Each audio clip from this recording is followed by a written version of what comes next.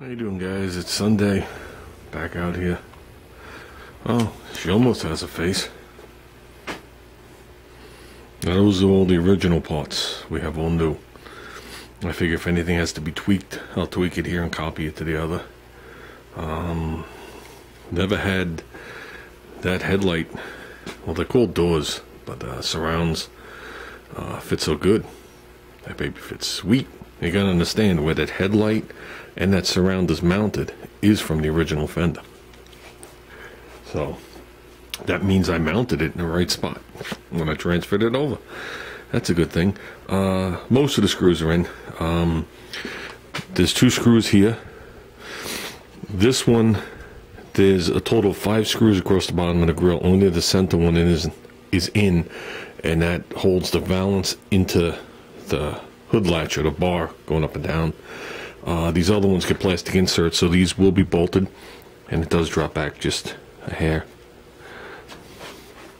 But and like any final tuning, like this gap to this gap and then being the same distance apart, will all be good when we bolt it.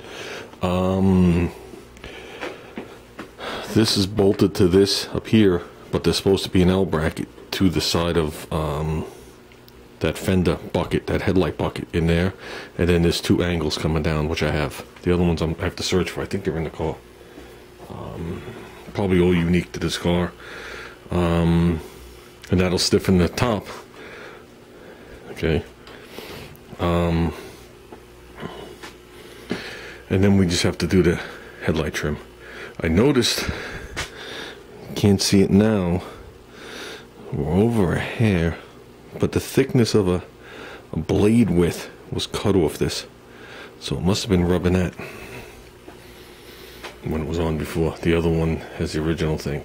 So between the 2 of them, we're gonna have to come up with some kind of balance here.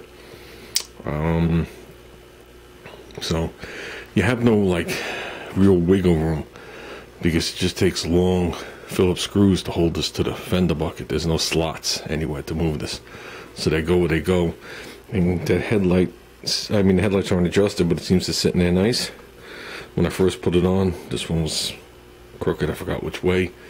That one was straight on, so I had to take it off and tweak the little ears, the 4 little ears, and put it back on.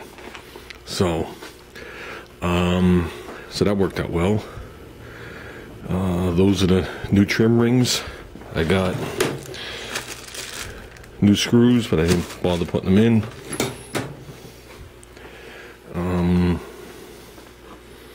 And yeah, so that's pretty much most of the parts. We got to do that hood piece.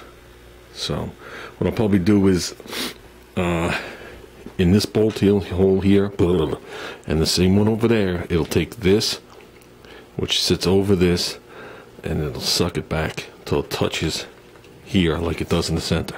Okay, then I'm going to put the 2 angle brackets on, which go about here.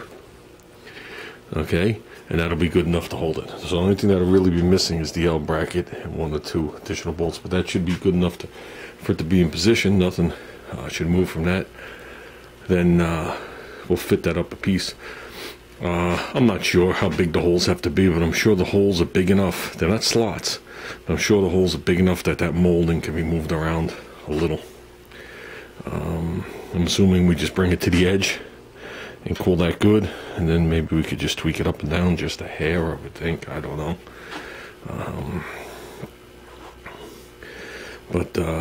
Yeah. And for all you guys that don't know, I didn't know, the cars with the 4 headlights still use the same hood. I didn't know that.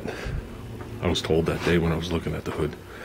I always assumed 4 headlights and they brought this over. But if you ever notice, the following year, this molding gets thick and comes all the way over. Okay? And that's to offset this big opening. When you open the hood, you look on the back of the mold and there's still that's right there. So, oh, I put the springs in here.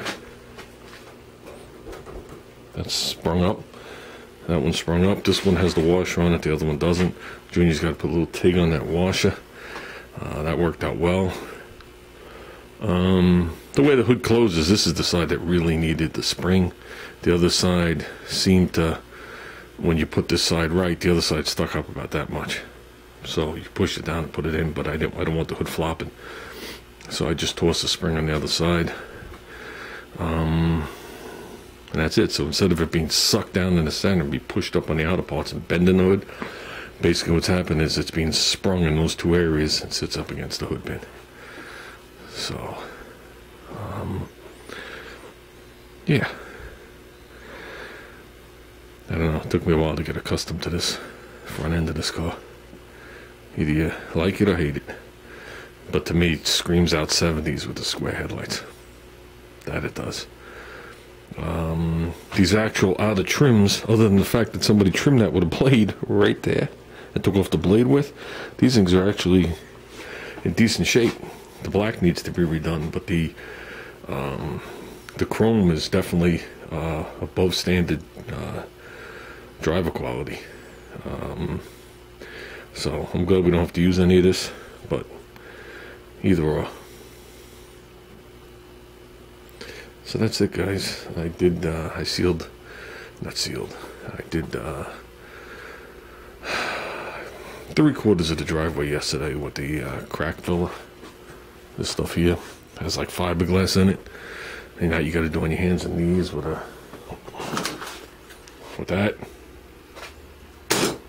Obviously don't use your good drywall blade, but I was ready to come out here this morning and finish it up. And one weather channel said chance of afternoon showers, and one said no. And I just need the stuff to be dry. So we got till next weekend to get it all patched, because we're going to seal it next weekend. We also have a car show next weekend. So, but now that you guys could see the shape of the nose and how it angles back just a tad, this won't seem to stick out as far once the molding's on. You can probably see the dirt line change. It probably only sticks out 1/4 of an inch, but whatever. If we do go with a bumper, it would be nice if it almost did the pyramid look. This out a little, then out a little, maybe about that much. That's what I'd like, instead of the whole width of the bumper.